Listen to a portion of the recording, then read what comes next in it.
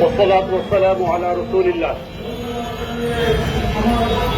বাংলাদেশের সাথে ইসরায়েলের বাংলাদেশের সাথে গাজার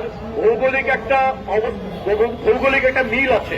আপনারা লক্ষ্য করেছেন কিনা? বাংলাদেশে অলমোস্ট চারদিক থেকে, অল্প একটু জায়গা বাদে চারদিক থেকেই ভারত দ্বারা পরিবেষ্টিত। একটা দেশের অল্প একটু বর্ডার আছে, সেটা হলো মিয়ানমার। গাজা চারিদিক থেকে ইসরায়েল দ্বারা পরিবেষ্টিত একটা দেশের অল্প একটু বর্ডার আছে, সেটা হলো মিশর। আর বাকি একদিকে সমুদ্র, বাংলাদেশেরও আরেকদিকে কি সমুদ্র। মিলটা পেয়েছেন?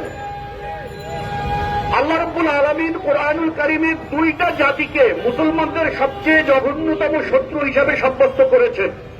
আল্লাহ বলেছেন, লাতাজিদান্না আশাদ্দান নাসি আদাওয়াতাল লিল্লাযীনা আমানুল ইয়াহুদ ওয়াল্লাযীনা আশরাকু, যে তুমি মানুষের ভিতরে ঈমানদারদের জন্য সবচেয়ে কঠোরতম শত্রু হিসেবে পাবা দুই শ্রেণীকে।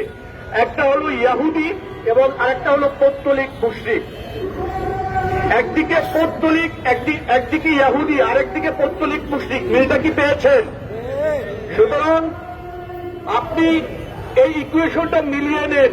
হয়তো আপনার লড়াই এবং সংগ্রামের সাথেও ফিলিস্তিনিদের লড়াই এবং সংগ্রামের একটা মিল থাকবে। তো সেই যে সংগ্রাম আমাদের সামনে আসবে, সেটাকে মোকাবেলা করার জন্য আমাদের এখন থেকে কিছু প্রস্তুতি প্রয়োজন। সেই প্রস্তুতি সম্পর্কে আমরা কিছু কথা বলবো এবং আমাদের বর্তমান যে বাংলাদেশের শাসন ব্যবস্থা আছে তাদের কাছে ওলামা জনতা ঐক্য পরিষদের পক্ষ থেকে কিছু দাবি আমি স্পষ্ট করে তুলে ধরব। 1 নম্বর, আমাদের বাংলাদেশের পাসপোর্টে আগে লেখা থাকতো এক্সেপ্ট ইসরায়েল, অর্থাৎ এই পাসপোর্ট দিয়ে পৃথিবীর সকল দেশে ভ্রমণ করা যাবে, ইসরায়েল ছাড়া ইসরায়েলে ভ্রমণ করা যাবে না। আমরা দেখেছি গত ফ্যাসিস্ট সরকার সেই ভারতের মাধ্যমে ইসরায়েলের সাথে আঘাতের কারণে আমাদের পাসপোর্ট থেকে এক্সেপ্ট ইসরায়েল শব্দটি তুলে দিয়েছে। এখন বাংলাদেশের পাসপোর্ট নিয়েও ইসরায়েলে ভ্রমণ করা যায়।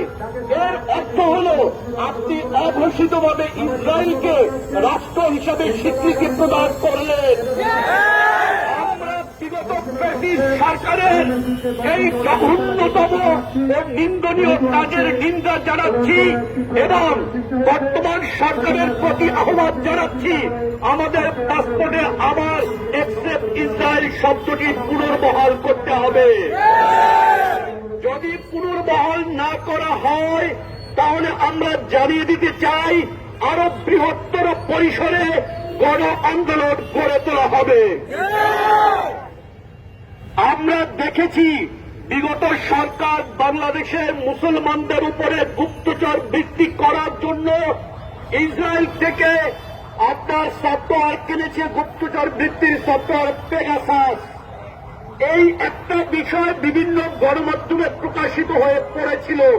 আমরা জানি না এই ফ্যাসিস্ট সরকার ভারতের মদদে এবং আতাতে ইসরায়েলের সাথে আরো কি কি গোপন চুক্তি করেছে।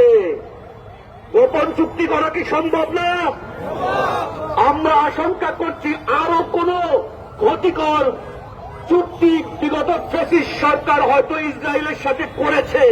এজন্য আমরা চাই বিগত সরকার ইসরায়েলের সাথে কি ধরনের চুক্তি এবং কি ধরনের আঘাত করেছিল গোপনে, বর্তমান সরকার তার জনসমক্ষে প্রকাশ করবে।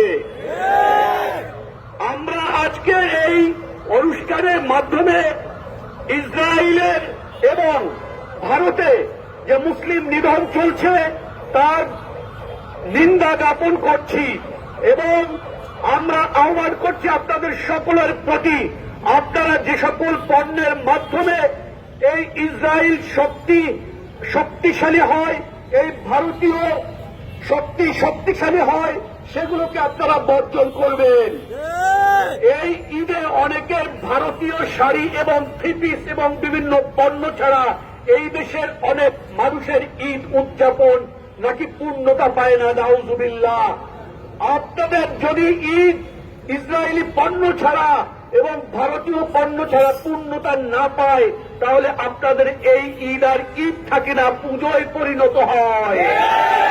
সুতরাং এ ব্যাপারে আপনারা ঐক্যবদ্ধভাবে ভারতীয় এবং ইসরায়েলি পণ্যকে বয়কট করার ব্যবস্থা গ্রহণ করুন। সরকারের কাছে আমরা জানাতে চাই, এই যে ভারতীয় এবং ইসরায়েলি পণ্যগুলো এই দেশে আমদানি হয়, এগুলোর পিছনে এই সরকারের অনুমোদন আছে এবং সরকার বিভিন্নভাবে তাদেরকে নানা সুবিধা দিয়ে থাকে। আমরা সরকার এই দেশের পক্ষ থেকে ভারতীয় এবং ইসরায়েলি পণ্যগুলোকে যত ধরনের সুবিধা দেওয়া হয়, আমরা এই সকল সুবিধা বন্ধ করার আহ্বান জানাচ্ছি সরকারের প্রতি এবং এই সকল পণ্য বাংলাদেশে ইম্পোর্টের ব্যাপারে নিষেধাজ্ঞা আরোপের আহ্বান জানাচ্ছি। আমরা বলতে চাই, ভারতে যে মুসলমানদের উপরে নির্যাতন হচ্ছে, এটাকে ভারতীয় সরকার জানে না? জানে, শুধু জানেই না, বরং এই যে জুলুম নির্যাতন এগুলোকে তারা মদত দিয়ে যাচ্ছে। তাদের যে সরকারি দল আছে, এই দলই বিভিন্ন জায়গাতে মুসলমানদের উপরে জুলুম নির্যাতন করে যাচ্ছে এবং সরকার সেক্ষেত্রে শুধু মুখে কুলুপ পেতে বসে থাকেনি, বরং তাদেরকে নানাভাবে মদত দিয়ে যাচ্ছে এবং সমর্থন দিয়ে যাচ্ছে। আমরা কয়েকদিন আগে দেখেছি মার্কিন ন্যাশনাল ইন্টেলিজেন্সের প্রধান তুলসী গ্যাবার্ড যে সময়ে ইসরায়েলে নির্মমভাবে মুসলমানদের উপরে গণহত্যা চালানো হচ্ছে, যেই সময়ে ভারতে প্রতিনিয়ত মুসলিমদের উপরে জুলুম নির্যাতন করা হচ্ছে, সেই সময় এসে ভারতে বসে বাংলাদেশে হিন্দুদের উপরে জুলুম নির্যাতনের কথা বলে, অথচ বাস্তবে এর কোন অস্তিত্ব নেই। আমরা বাংলাদেশের সকল মুসলিম জনতার পক্ষ থেকে আমেরিকার এই ন্যাশনাল ইন্টেলিজেন্সের প্রধানের বক্তব্যের প্রতি নিন্দা জ্ঞাপন করছি এবং আমরা জানাতে চাই যে যদি তারা এই ধরনের ষড়যন্ত্র অব্যাহত রাখে, তাহলে মুসলমানরা বসে থাকবে না এবং বৃহত্তর পরিসরে আন্দোলন গড়ে তুলবে। আমরা রমজান মাসে আছি, এই রমজান মাসে আমাদের বদর যুদ্ধ সংগঠিত হয়েছিল। সেই বদরের দিনে এই ইসরায়েল আমাদেরকে একটি বার্তা দিয়েছে মুসলমানদের উপরে আক্রমণের মাধ্যমে, যে তারা আমাদেরকে নিশ্চিহ্ন করে দিতে চায়। এই পৃথিবীতে ফেরাউন এসেছিল, নমরুদ এসেছিল, হামান এসেছিল, কারুন এসেছিল, অনেক শক্তি এই পৃথিবীতে এসেছিল। সকল শক্তি নিশ্চিহ্ন হয়ে গেছে, ইসলাম টিকে আছে এবং মুসলমানরা টিকে আছে এবং টিকে থাকবে ইনশাআল্লাহ। আমরা আপনাদের সকলের প্রতি আহ্বান জানাচ্ছি, এই রমজানের শেষ দিনে আপনারা বেশি বেশি করে কোরআন তেলাওয়াত করবেন এবং কোরআনে যে বক্তব্যগুলো এসেছে এই ইহুদি এবং মুশরিকদের ব্যাপারে আপনারা সেগুলো অনুধাবন করবেন। আপনারা মুসলমানদের জন্য দোয়া করবেন, আপনারা মুসলমানদের জন্য চোখের অশ্রু বিসর্জন দেবেন আল্লাহর কাছে এবং আল্লাহর কাছে সাহায্য চাইবেন। আল্লাহ যেন আমাদেরকে তাদের সামনে থেকে, পিছনে থেকে, ডানে থেকে, বামে থেকে আমাদেরকে লড়াই করার তৌফিক দান করেন।